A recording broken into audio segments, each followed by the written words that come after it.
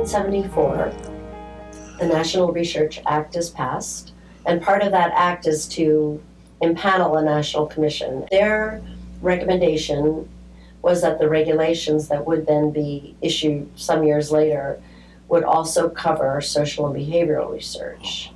And you were among a very small group of people who took issue with and umbrage at the very broad net that was cast by good for me. The proposed regulations. And so I'd like to talk a little about that. You felt that social and behavioral scientists were, for the most part, just talking to people. So if you want to tell me a little bit more about what you remember with respect to why you felt this was overreaching on the federal government's part. Well, I think it was based on the notion that most of such research was more like ordinary conversation than it was like medical research. To me, medical research was, well, let's try cutting off this arm and, see what the result of that is, or other such indignities to whatever creature, human or otherwise, that the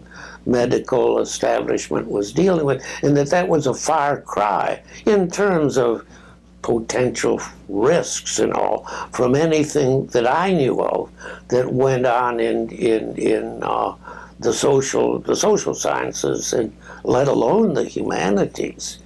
And then when you read regulations at some point, it was quite clear that they were talking about things that if you were doing something in the humanities in which you could identify the people you were talking about, that would need to be passed upon by a committee that you had to set up, and that just seemed absurd, And so, and the limitless possibilities of that in terms of controlling what kind of studies people could do, and what kind, just seemed so apparent that it was hard to imagine that any serious officials of a democratic government, would want to do such a thing. But then it began to be obvious that maybe no particular individual would defend it, but some great machine was going ahead with grinding out this stuff. And so, we had to stand up and say, wait a minute. There was some suggestion that the actual extent to which social and behavioral research was included was almost accidental, that both the senators and the congresspeople who authorized the National Commission and some commissioners themselves did not really understand the difference between behavioral research and biomedical research that had a behavioral component. And the two examples I've read about were psychosurgery and forced sterilization. But let me interject that the disciplines involved would be guilty too, because they were very anxious to identify themselves as being related to the medical side, because that's where the money lay, and that's where you wanted to be seen as doing something serious, like the medical sciences did. And so they didn't miss an opportunity to say, oh, yes, we do, kind of medical research, not realizing that they might be, getting themselves into some future trouble that way. That's just my biased view. So they come out with the recommendations, the 3 principles, and many reports, and they recommend that regulations be passed to give life and certainly teeth to these reports. And so the regulations are proposed in '79, and you and a man named Ithiel de Solapool from MIT were the most visible and really credible opponents of the draft regulations. And you talked about, again, all we do is talk to people, and no one should restrict our ability to talk with people because that's a violation of our rights. And both of you talked about the Constitution, free speech, prior restraint. Would you tell me, please, what you remember about Ithiel de Solapool, your discussions, and this period in general? Well, Poole and I thought much alike, I recollect, and we worked on some projects together. And the one I remember specifically was getting Fred Mosteller, who was head of the AAAS at the time, and a fellow faculty member, but to write an editorial, on this subject, which Fred did. In fact, we wrote it for him, but it appeared in Science then, and that seemed at the moment to be striking a blow for the cause. But Ithiel was, he wasn't.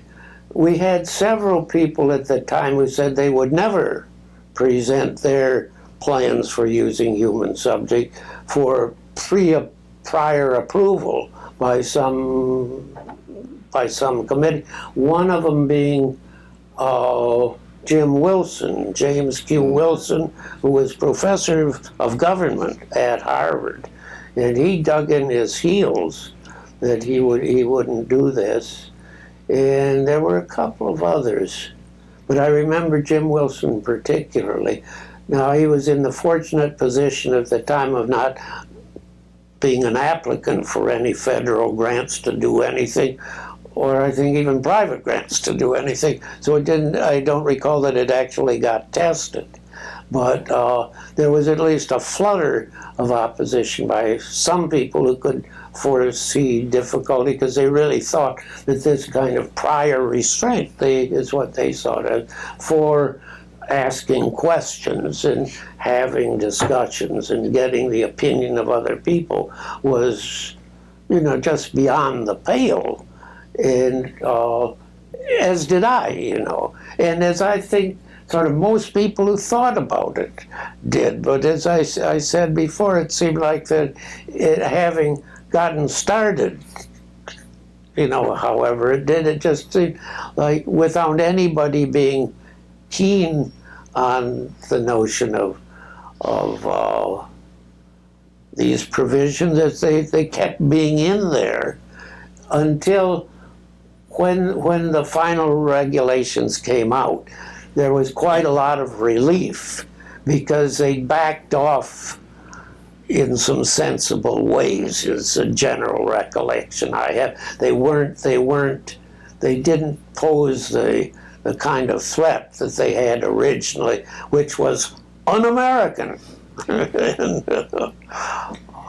What was in the proposed set of rules in 79 that ended up being excluded in the final set of regulations in 81? In other words, there was some softening and some exempt categories, but do you recall what, and I'm going to ask it in a minute, but do you recall, either of you, what were the most objectionable sections of the proposed regulations that sent you and Ithiel into these paroxysms of panic? And two things that were very sensitive. One was all research, as you say, even if it wasn't funded by HEW. right. And the other was it the proposed regs, as I remember, didn't restrict to living individuals. So That's right. So historical research was right. to be covered, which Exactly, was which was just nuts. absurd.